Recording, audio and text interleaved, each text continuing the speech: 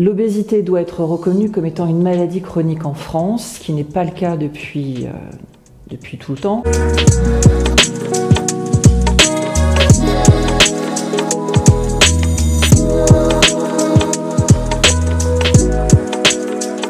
Elle est reconnue par l'Organisation mondiale de la santé depuis 1997.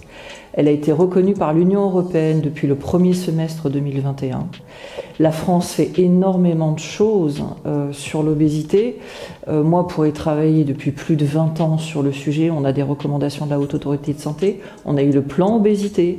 On est sur le COMOP d'écriture de la feuille de route obésité ainsi que le plan national nutrition santé numéro 4. On va parler bientôt à l'Union européenne le 2 décembre 2021 et pour autant, elle n'est pas reconnue comme étant une maladie. Ce qui changerait énormément les choses, c'est que déjà il y aurait un autre regard sur ce qu'est l'obésité parce qu'elle génère 18 pathologies associées.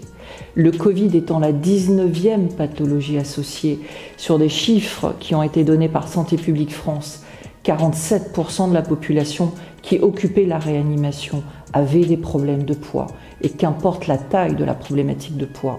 40% des décès liés au Covid sont des gens qui avaient des problématiques de poids, et qu'importe l'âge, qu'importe les pathologies associées ou pas, et qu'importe la taille du surpoids et de l'obésité. On a eu des jeunes qui sont morts à 20 ans, ils n'avaient rien d'autre qu'un excès de poids.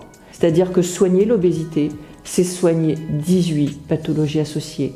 C'est soigner l'hypertension artérielle, c'est soigner les AVC, c'est soigner le diabète, les problèmes rhumato, les problèmes psy, les problèmes d'infertilité masculine et féminine. Et puis c'est aussi donner un statut au niveau de la population parce que l'obésité est excessivement compliquée parce qu'elle est plurifactorielle. Donc c'est peut-être pour un jour arrêter de dire que le mot prévention est un gros mot, mais peut sauver des vies.